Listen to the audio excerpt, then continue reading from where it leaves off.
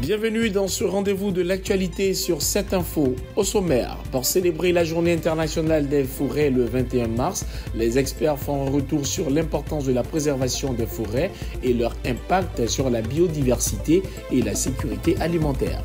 La ville de Gagnoa engage un projet ambitieux pour la gestion des déchets avec l'aide de certains opérateurs locaux et le soutien de l'ANAGED. Les 52 premiers logements pour militaires, gendarmes et civils sont remis à leurs acquéreurs à Abidjan, étape importante pour améliorer les conditions de vie des forces armées. Chaque 21 mars, la Journée internationale des forêts est célébrée à l'échelle mondiale pour sensibiliser à l'importance des forêts. En Côte d'Ivoire, l'événement revêt une importance particulière, le pays étant riche en biodiversité et en forêts essentielles à l'équilibre écologique et au bien-être des populations. Les forêts et les aliments, c'est le thème choisi pour cette année, soulignant l'impact direct des forêts sur la production alimentaire et la sécurité des communautés. Ce thème a été choisi par les Nations Unies pour montrer le lien entre la forêt et l'alimentation. En ce que la forêt a plusieurs fonctions. Il y a les fonctions économiques, fonctions culturelles, fonctions sociales, fonctions écologiques. Mais la fonction nutritionnelle des forêts ne fait pas beaucoup l'objet de communication. Et il fallait donc que ce rôle de la forêt là, puisse être mis en exergue pour que le monde sache que les populations tirent beaucoup de leur alimentation à travers la présence des forêts. Et les aliments qui sont issus des forêts, on peut donner des exemples. Il y a des tubercules, il y a des graines, il y a des feuilles, il y a des écorces, il y a même du gibier. La Journée internationale des forêts invite à une prise de conscience collective pour un avenir où l'homme et la nature cohabitent harmonieusement, assurant ainsi la santé des écosystèmes et la durabilité des ressources naturelles. La Banque ouest-africaine de développement, en collaboration avec ses partenaires, met en place le programme des prêts adaptés aux catastrophes naturelles. Ce dispositif vise à renforcer la résilience des États de l'UEMOA face aux crises climatiques. Financé par la République fédérale d'Allemagne à travers la KfW, le PACAN offre des solutions financières flexibles permettant aux pays touchés par des catastrophes naturelles de concentrer leurs ressources sur l'urgence plutôt que sur le remboursement de dettes. L'objectif de cette initiative, c'est que la BOAD, au travers de cet instrument, puisse, lorsqu'il y a un sinistre qui se déclare, permettre aux États de concentrer l'essentiel de leurs ressources au dédommagement et à la prise en charge des sinistres aux populations. Donc, c'est un produit qui a été lancé, par exemple, au mois d'août en 2024, avec un portefeuille de prêts d'à plus de 4 millions d'euros.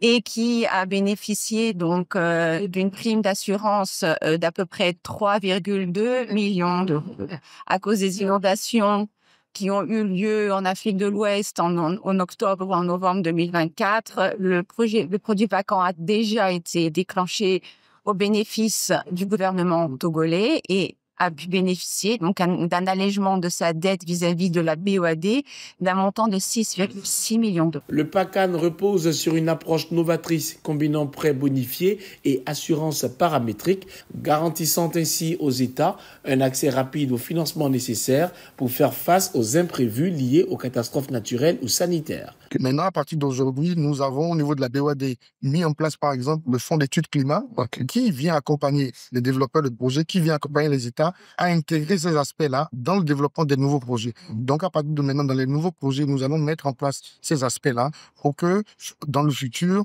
les projets qui sont développés prennent en compte ces aspects-là. Grâce à cette initiative portée par la BOAD et ses partenaires, le PACAN s'impose comme un modèle de résilience financière, un atout majeur pour mieux anticiper et gérer les chocs climatiques à venir. La ville de Gagnoa franchit un cap décisif dans sa gestion des déchets. L'opérateur ProBTP a été sélectionné par l'État de Côte d'Ivoire pour gérer le ramassage des ordures aux côtés d'un autre opérateur. Selon Bonnie Valentin, deuxième adjoint au maire, toutes les mesures seront prises pour garantir la propriété de la ville. Merci à notre président Alassane Ouattara. Ce président qui a pensé à nous et qui continue de penser à nous, qui nous a affecté ce qu'on appelle un opérateur. Un opérateur, c'est une entreprise qui vient et qui se charge de l'hygiène, de la salubrité d'une ville. Donc je tiens, au nom du député Maïjou Diabaté, au nom de la population de Gagnoa, à dire merci au président Alassane Ouattara. Au-delà du président, j'ai dit aussi merci à la DG de l'ANAGED. Le projet est supervisé par l'ANAGED et la mairie de Gagnoa. Il permet aussi l'insertion professionnelle locale avec des recrutements sur place. La décharge publique sera également aménagée avec des équipements modernes. Le gouvernement ivoirien réaffirme son engagement envers ses forces armées. Le mercredi 19 mars à Abidjan, le ministre d'État, ministre de la Défense Téné Birahima Ouattara, a remis les clés des 52 premiers appartements aux acquéreurs dans le cadre de l'opération immobilière du Fonds de prévoyance militaire FPM. Ce projet s'inscrit dans un ambitieux programme visant la construction de 2750 logements pour les militaires, gendarmes et même les populations civiles. C'est habité d'un sentiment de fierté et de satisfaction que je prends la parole à cette cérémonie de remise de clés des 52 premiers appartements de l'opération immobilière FPM Latrie, prémisse d'un ambitieux programme de 400 hôtes qui seront livrés très prochainement, probablement avant la fin de cette année. Ma fierté est d'autant plus grande qu'en ce jour, nous sommes honorés par la présence remarquée et distinguée de Monsieur le ministre d'État, ministre de la Défense, illustrant une fois de plus l'attention constante qu'il porte aux initiatives et événements qui touchent la vie de la communauté de la Défense. Le général de brigade Bassante Badra, président du conseil d'administration du FPM, a également abordé les défis rencontrés lors de la mise en œuvre de ce projet, soulignant l'importance de cet investissement pour le bien-être des militaires. Ce programme, qui a enregistré la livraison de 560 logements, a connu des difficultés dans sa mise en œuvre, mais aujourd'hui, ces difficultés sont en train d'être progressivement résolues.